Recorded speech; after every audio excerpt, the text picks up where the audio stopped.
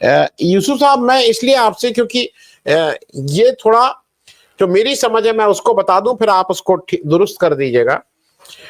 एक तो ये जितनी प्रॉपर्टी है वक्फ की, ये आदमी ईश्वर के नाम पे, हमारे यहाँ उसको दान बोलते हैं, आपके यहाँ उसको जो भी कहते हो, उर्दू का जो भी शब्द हो, लफ्ज, वो एक बार ऊपर, मतलब मैं देखिए, एक और चीज है, कल भी मैंने कहा था कहीं, मैं जब यूज करूं तो मैं दर्शकों को भी कह दूं, ईश्वर, भगवान, अल्लाह, गॉड, मैं उसको एक जैसे ही यूज करता हूं। तो मैं कभी भगवान कहूं तो भाई वो मुसलमान के लिए अल्लाह है, मेरे लिए भगवान है, ईसाई के लिए वो है, तो इसलिए मैं भगवान, ये भगवान के नाम पे दे दिया जाता है। दूसरी बात यह है कि नॉन ट्रांसफरेबल है, ये ट्रांसफर नहीं हो सकता है, इसका टाइटल ट्रांसफर नहीं हो सकता है। कोई इसका किराएदार हो सकता है, कोई इसको रेंट पे भाड़े पे ले सकता है। तो एक तो ये चीज। दूसरा, जो ये नॉन मुस्लिम की बात कर रहे हैं, जो मेरी समझ है, वक्फ का जो भी एक्ट है 2013 में जो अमेंड हुआ, उससे पहले वाला, उसमें मनाही कहीं नहीं थी कि नॉन मुस्लिम नहीं होगा, उसमें कहीं मनाही नहीं थी। आते नहीं, वो अलग बात है, उसमें कहीं मनाही नहीं थी कि मुस्लिम नहीं होंगे, मेरी समझ जो है। तो मैं ये दो चार चीजें इसलिए आपसे समझना चाह रहा हूं कि ये तो मोहम्मद, जो मैंने जब खंगाला इसको, तो ये तो मोहम्मद गोरी के जमाने में स्टैब्लिश हुआ था, और वो इसलिए किया गया था मूल रूप से कि भाई शिक्षण संस्थाएं, कब्रिस्तान, मस्जिद, इस तरह के जो चैरिटी और पब्लिक वेलफेयर के काम है, उसको एक पैसा मिल जाए तो अच्छे से चलेंगे। तो आप पहले इसको तो ये बताइए कि जो 40 अमेंडमेंट आ रहे थे, इसमें क्या कुछ ठीक भी बातें थी, या केवल टारगेट किया जा रहा था, जैसा ये सरकार पिछले 10 साल से कर रही है, वो कोई अब वो बात नहीं है कि मुस्लिम को टारगेट करो तो हिंदू वोट कंसोलिडेट होता है। मूल मुद्दा यही था। यूसुफ भाई जी, बहुत शुक्रिया आनंद जी।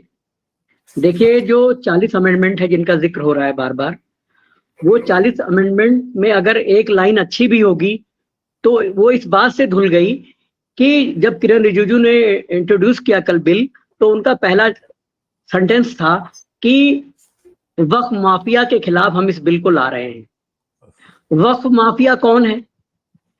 आप ये देखिए कि जो सेंट्रल वक्फ बोर्ड है, उसकी जो रूपरेखा है वो कैसे बना हुआ है, उस पर हम विचार करें पहले। उस पर साफ लिखा हुआ है, यानी 1954 में जो ये बिल बना था, उसके बाद 1995 में, 1913 में इस पे अमेंडमेंट हुआ है, 2013 में इस पे अमेंडमेंट हुआ है। तो उसमें साफ लिखा है कि सरकार का एक मंत्री, मुस्लिम मंत्री, इसका कार्यकारी अधिकार, यानी उसके मंत्रालय के तहत ये काम करेगा, सेंट्रल वक्फ बोर्ड। यानी जब तक कि बीजेपी के मंत्री थे, अल्पसंख्यक मंत्री मुख्तार अब्बास नकवी, तब तक वो सेंट्रल वक्फ बोर्ड के इंचार्ज होते थे। उनको हटाए जाने के बाद स्मृति ईरानी बनी, उसके बाद अब किरण रिजिजू जी अल्पसंख्यक मंत्री हैं।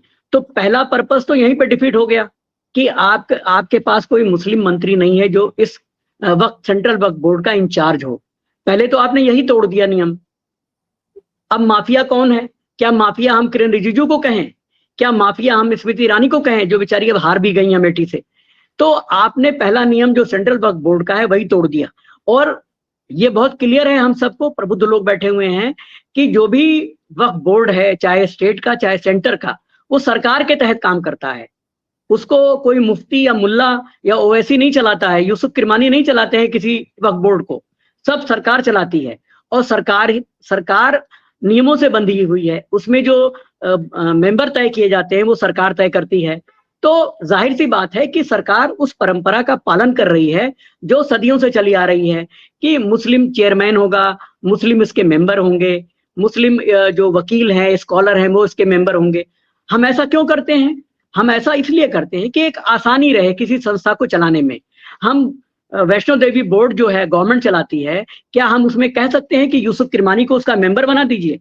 वहां भी तो नहीं लिखा है कि आप मुस्लिम को नहीं बना सकते, वहां भी नहीं लिखा है। लेकिन आप बनाते क्यों नहीं? आप बनाइए।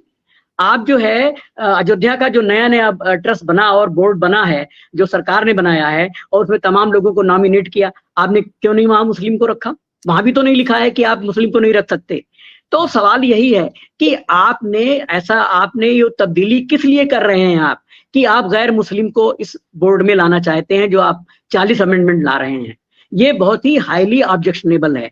और जो आपने एक परंपरा चली आ रही है देश में, एक बहुत अच्छी परंपरा है भाईचारे की, मिली जुली संस्कृति की, कि भाई हर एक अपना अफेयर देखता है। यानी हमारा जो वक्फ बोर्ड है वो मुस्लिम चला रहे हैं, आपका वैष्णो देवी बोर्ड है, या अयोध्या का जो बोर्ड है, या दक्षिण भारत के तमाम बोर्ड हैं, इवन सोमनाथ मंदिर जो जवाहरलाल नेहरू के समय से जो बोर्ड बना था, सरकार ने बाकायदा जिसमें पैसा दिया है सोमनाथ मंदिर के जीर्णोद्धार को, जिसको विदेशी आक्रांताओं ने कई बार लूटा था सोमनाथ मंदिर को।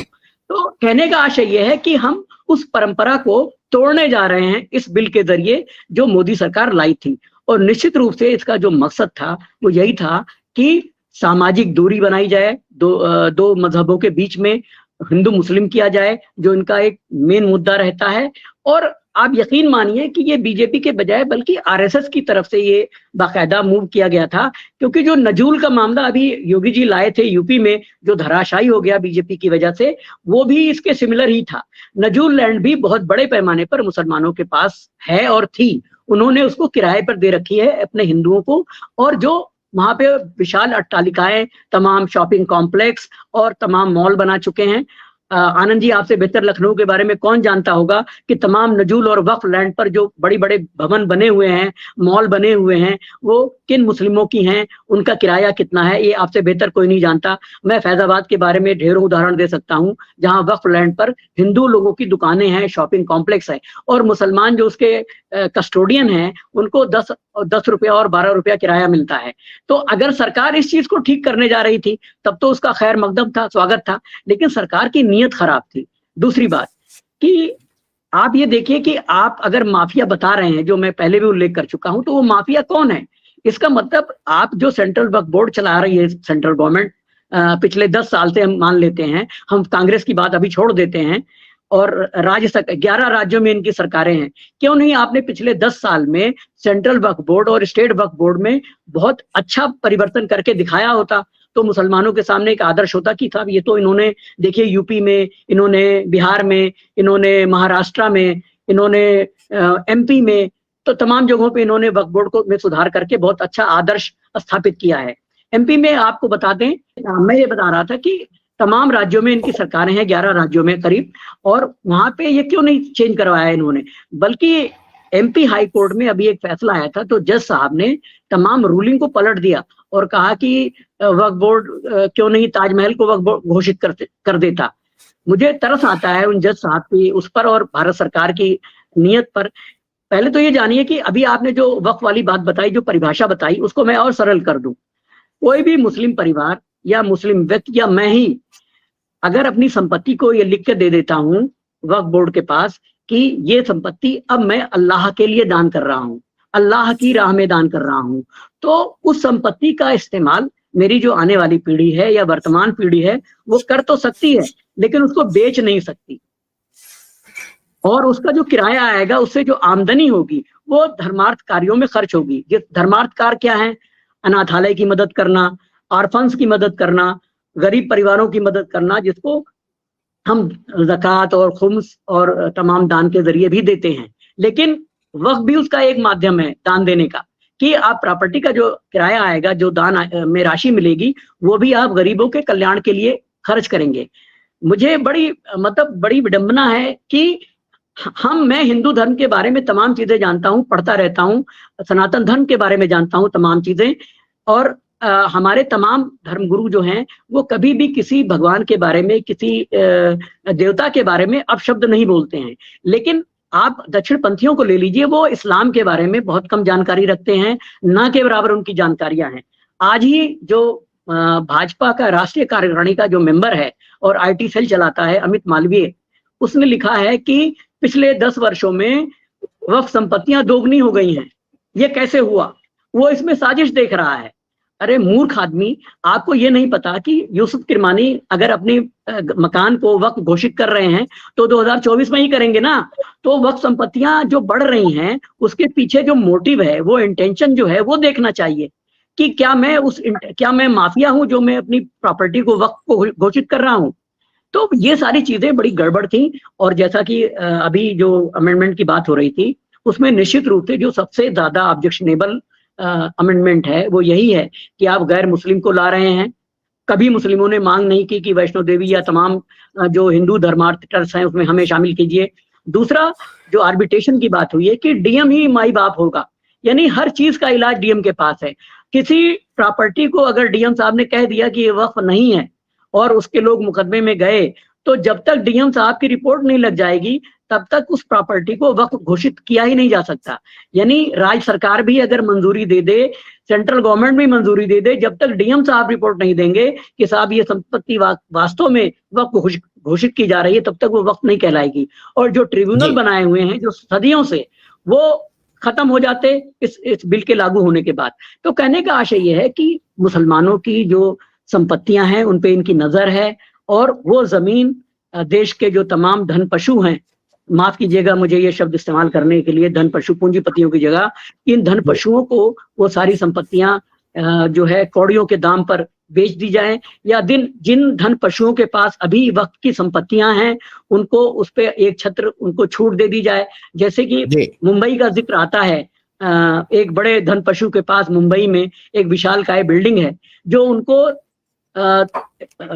महाराष्ट्र वक्फ बोर्ड ने अनाथालय के लिए दिया था। उन्होंने अप्लाई किया था कि साहब हम यहाँ अनाथालय बनाना चाहते हैं, तो उनसे महाराष्ट्र वक्फ बोर्ड ने ये नहीं पूछा कि ये अनाथालय आप हिंदू लड़कियों के लिए बनाना चाहते हैं या मुस्लिम के लिए बनाना चाहते हैं। उन्होंने, महाराष्ट्र वक्फ बोर्ड ने वो जो प्लॉट था वहां पर हाजी अली के पास, वो उस धन पशु को दे दिया, और उस धन पशु ने वहां पर लड़कियों के लिए अनाथालय बनाने के बजाय उस पर अपनी विशालकाय बिल्डिंग खड़ी कर दी, जिसपे उनका हेलीकॉप्टर उतरता है, जिन पर उनके करीब 1000 चपरासी और कर्मचारी खानसामा रहते हैं जो साड़ी ठीक करने से लेकर बूट पॉलिश तक करते हैं। तो कहने का आशय ये है कि वक्फ बोर्ड का जो मकसद है वो बहुत ही पवित्र काम के लिए था। बेशक वो धार्मिक था, लेकिन उसके पीछे एक पवित्रता छुपी हुई थी, एक मकसद था। उस धन पशु ने उस पर्पस को डिफीट कर दिया। मैं एक उदाहरण दे रहा हूं सिर्फ, लेकिन ऐसे उदाहरण लखनऊ में, पटना में, तमाम जगहों पर भरे पड़े हैं। औरंगाबाद में भरे पड़े हैं जहाँ का बहुत जिक्र आता है, और भोपाल में भरे पड़े हैं।